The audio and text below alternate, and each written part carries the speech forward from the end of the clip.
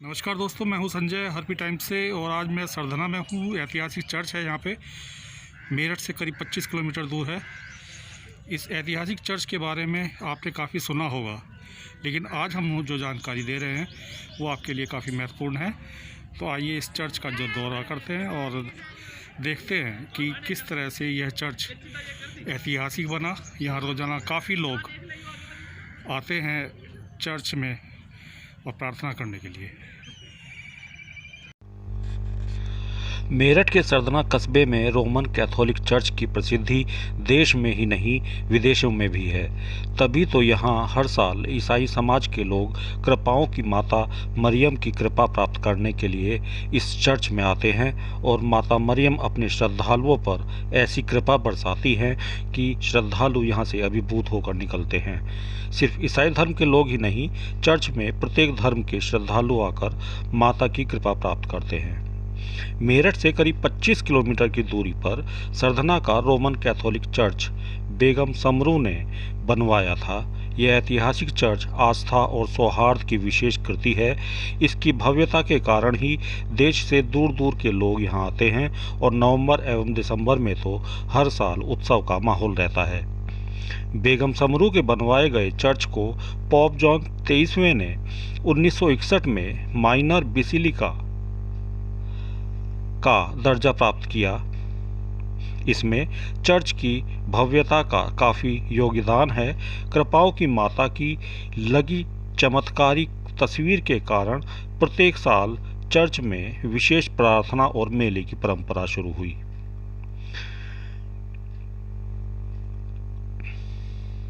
ऐतिहासिक सरधना चर्च को बनाने में करीब 11 वर्ष लगे थे। इसका निर्माण साल 1809 में शुरू हुआ। गिरजाघर के खास दरवाजे पर इस इमारत के बनने का साल 1822 दर्शाया गया है। इस चर्च के निर्माण में हजारों लोग लगे थे। करीब 5 लाख का निर्माण में खर्च आया था। जब इस चर्च को तीर्थ स्थान मुकर्रर करने की मांग उठी, साल 1955 में आगरा के सहायक आर्च बिशप जे.बी. इवांजेलिस्टी इटली गए थे। लेघोर्न शहर के पास मोंटेनेरो की पहाड़ी पर कृपाओं की माता का मशहूर तीर्थ स्थान है।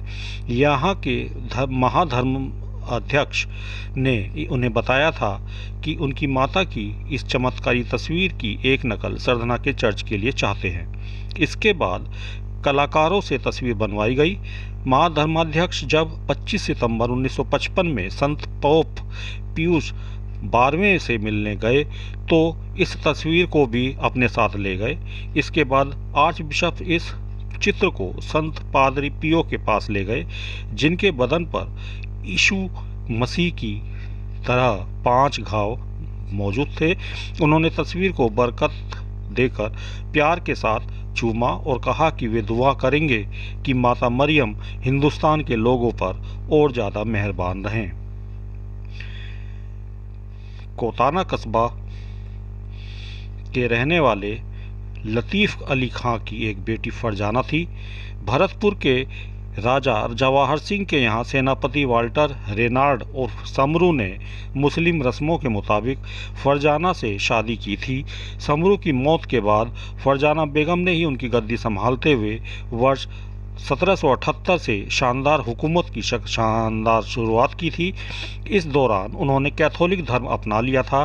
बेगम ने चर्च के निर्माण कार्य की कमान सैन्य अधिकारी मेजर एंथोनी रेगिलिनी के हाथ में सौंपी थी। उन्हें वास्तुकला का भी काफ़ी ज्ञान था। चर्च में जिस स्थान पर प्रार्थना होती है उसे अलतार कहा जाता है। इस अलतार के निर्माण के लिए सफ़ेद संगमरमर जयपुर से लाया गया था। इसमें फूलों की पच्चीकारी खूबसूरत है। इसमें कॉलेनियन, जास्पर और मेलकाइट जैसे कई कीमती पत्थर जड़े हैं। इसके फूल पत्तियों के नमूने की वजह से अलतार ताजमहल में बनी फूलों की पच्चीकारी से मिलता जुलता है। बड़े दरवाजे से अलतार के जंगले तक बीच के हिस्से का फर्श सफ़ेद संगमरमर से बना हुआ है। बेगम समरू के पति वाल्टर रेनार्ड उर्फ समरू बहादुर व्यक्ति थे। उन्होंने बंगाल के नवाब मीर कासिम की फ़ौज को अंग्रेजी ढंग से तालीम दी, खुद की फ़ौज तैयार की और लड़ने के लिए उसे किराए पर देने लगे। मीर कासिम के लिए बड़े युद्ध लड़कर अंग्रेजी फ़ौज के उन्होंने कई बार छक्के छुड़ाए। उन्होंने नजब खां के विरोधियों को भी धूल चटाई। नजब खां ने बादशाह शाह आलम के यहाँ समरू की फ़ौज को पक्की नौकरी दिलवा दी। साल 1778 में उनकी मौत हो गई। इसके बाद बादशाह ने उनकी पत्नी बेगम समरू को गद्दी सौंप दी। बेगम समरू ने भी बादशाह का पूरा साथ दिया। वर्ष 1787 में गुलाम कादिर ने मुगल राजधानी पर हमला कर दिया। बेगम की फ़ौज ने गुलाम कादिर की फ़ौज का ज़बरदस्त जवाब दिया, जिससे गुलाम कादिर ने अपनी हार स्वीकार कर ली। इसी वफादारी व खिदमत के बदले बादशाह ने बेगम को जैबुल निसा यानी अपनी जात का रत्न का खिताब दिया। साल 1826 में 73 वर्ष की उम्र में उन्होंने अंग्रेजी फ़ौज के साथ मिलकर